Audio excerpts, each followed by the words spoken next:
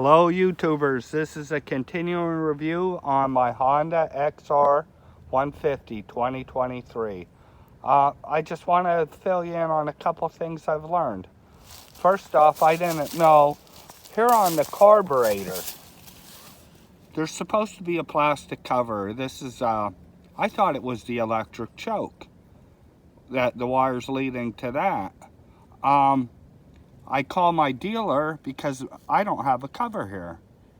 It's missing. Well, he's going to get me one. But he told me it's a carburetor heater. I asked him what it's for. I said, is it for starting it? He said, no, it's for if it's cold out. It's supposed to heat the carburetor, but he said, I don't know how good it works. Well, just to let you know, maybe I'm imagining this, but I always have a hard time starting this.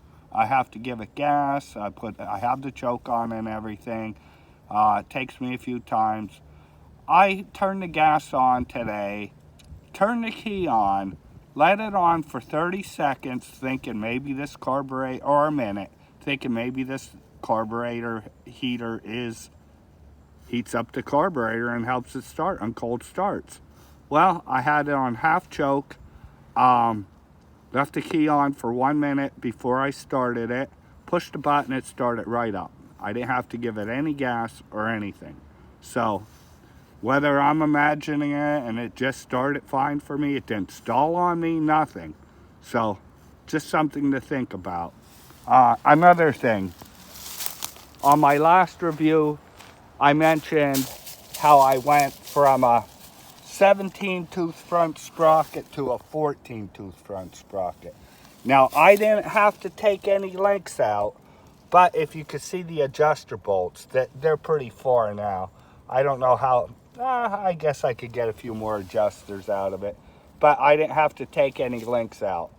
But now, if you were just street riding, it's not something I'd recommend, but I would recommend going down to 16-tooth if you're going to do any trail riding, because it'll give you a little bit more torque, a little more bottom end. But going down to a 14-tooth, this thing is like a billy goat. I mean, I could lug it so low in first gear, and in second gear I could lug too, that I mean, I normally where I'd have to use the clutch, if I'm doing trail riding, I would be clutching even first gear a lot. I don't even have to do that. So something else for you to consider. I don't know if I'd go down, if you should go down all the way to a 14-tooth. I did. I love it. I'm not going to get 60 mile an hour on the bike anymore. It's more like 55. But I mostly have this bike to ride to get to the trails. I ride on the street to get to the trails. So if you did go down to the 14th, the CRF 150 trail bike that's non-street legal, that comes with a 15-tooth front sprocket. So the same exact engine. The air-cooled 150, not the water-cooled, the air-cooled 150, that comes with a 15. So you're only going down one from that. So you're going down from a 15 to a 14. If you put the 14 on and you want to, if you're a big trail rider, oh my God, the difference you'll find out. It turns this bike into a little billy goat. We only got 149 cc's, so we got to make it the most out of what we can. Just going over some of the things that I did to it that you've already seen if you subscribed. I took the stock tires off. They're good for pavement and light gravel and a little bit of trail riding.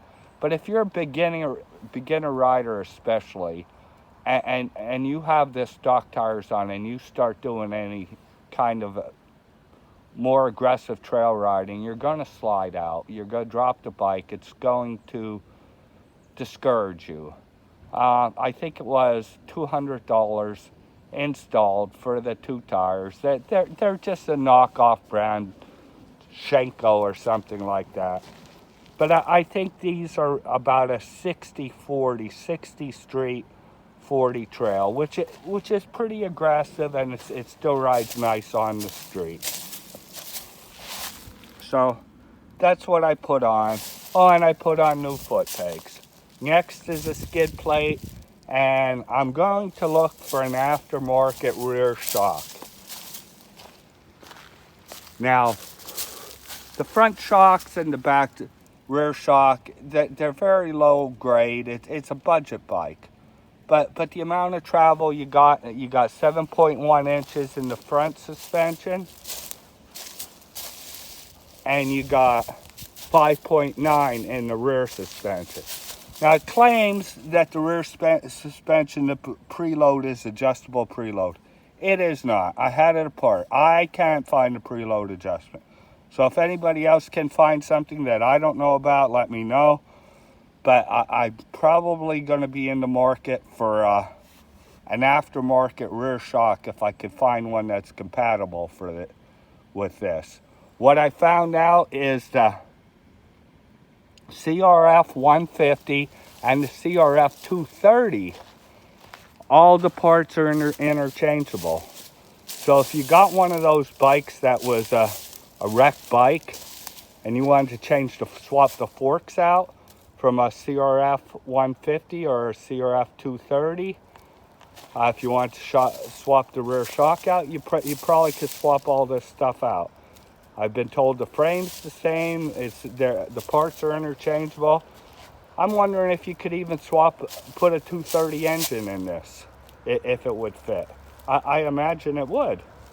So, this is just stuff for everybody to think about. I've been using my GPS with the speedometer. I don't know what any of your top speeds are, but I could tell you my GPS is telling me this speedometer is about 4 miles an hour off. So it'll be telling me I'm doing 56 on the speedometer, and my GPS is telling me I'm doing 60. Now it's not broken in yet, has 391 miles on it, has 600 miles is the first service that they take the breakout oil out.